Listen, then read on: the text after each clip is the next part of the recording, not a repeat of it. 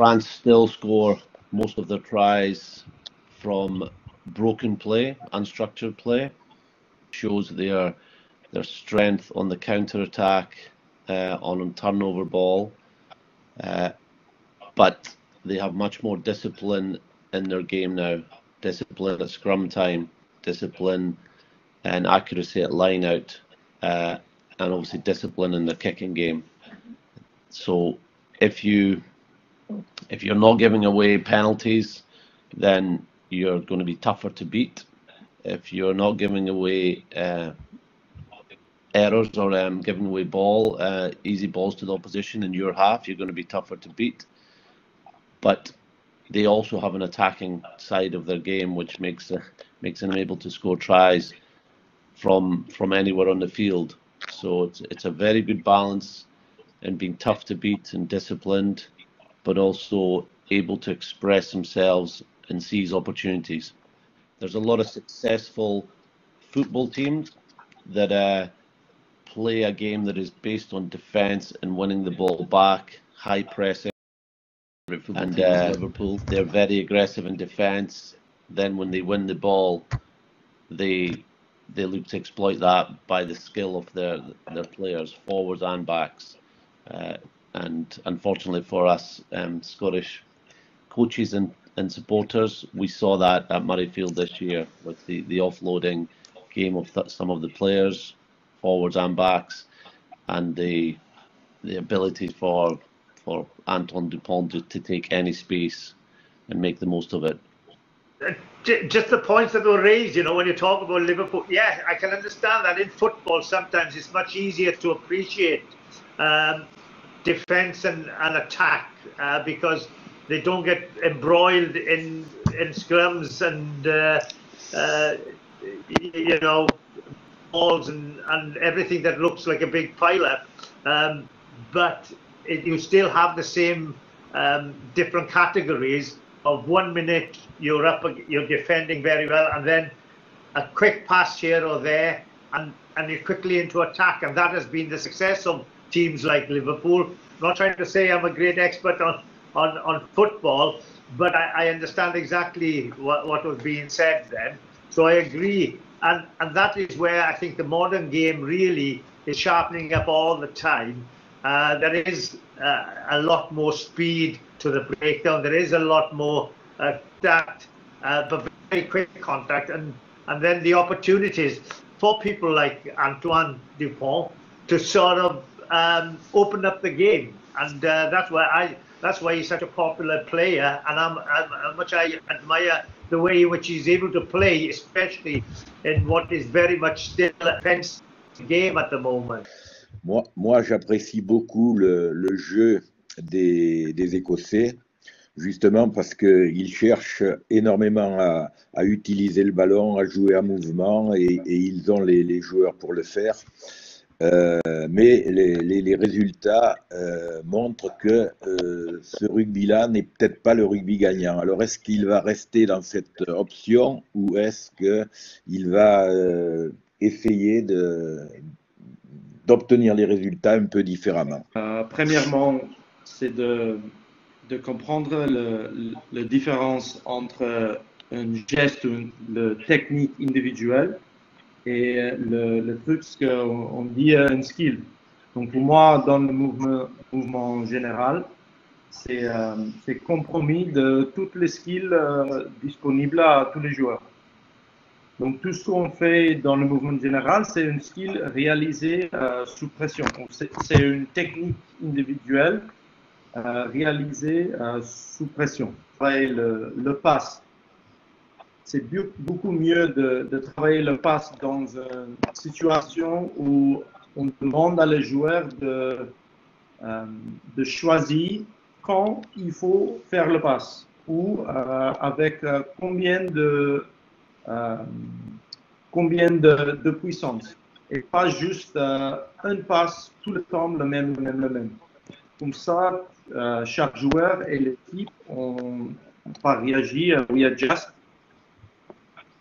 Ajuster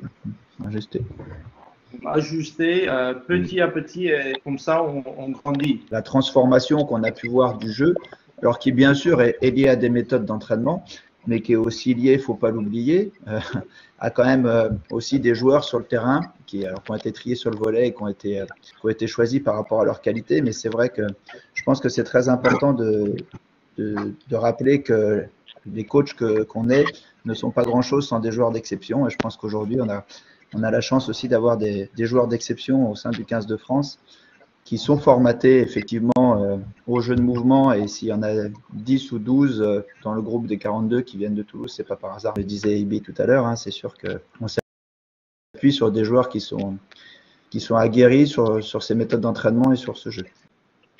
Follow playing a game of movement, but you have to be more accurate for it to be successful. And on the other hand, you can minimize your risks by kicking more. But both are interlinked, though, because the kicking game not just be regarded as a way to minimize risks.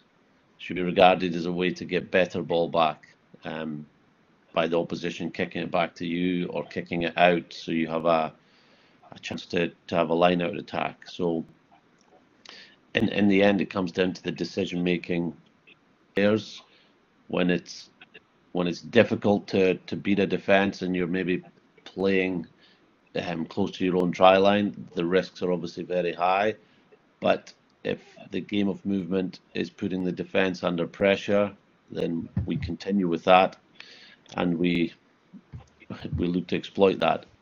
But the kicking game can get you really good ball back. Like we scored most of our tries this year away from the set piece, so we know it's a strength of our team, and we have individuals that we want to get on the ball because they can make things happen. So accuracy would be very important.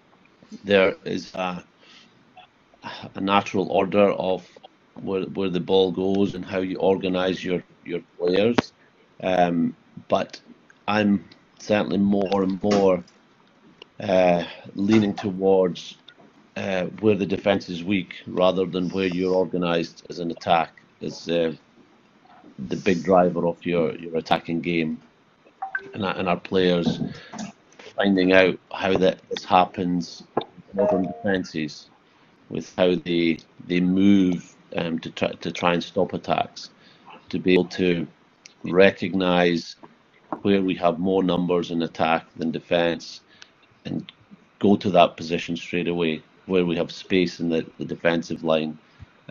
So it's been an exciting part of the development of the game, I believe, certainly in my coaching, to be alive to opportunities in the game of movement.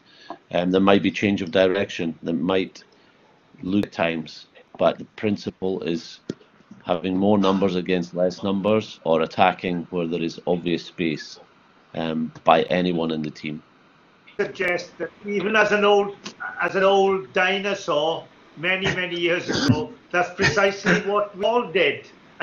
You know, there's only one way to improve. You have to work under pressure. You have to relive the moment where you failed in the previous game. You're going to sort of prepare for the next game. There's no point just throwing passes out or making movements in slow motion. There's only one way to make yourself better, and that is to play under pressure and try and recreate the playing game in your training sessions. I think it's common sense, and that's the way you have to do it. The big concern, obviously, look, for us oldies, and I say that, sorry Pierre, is in the modern game, there's so much commitment, so much physicality in the game that there is a concern, obviously, in how much the body can take in preparation for the game. So whereas I can see it's vitally important to work under pressure, to reach skill, you have to do it when under huge stress. That's the only way to improve, I should imagine.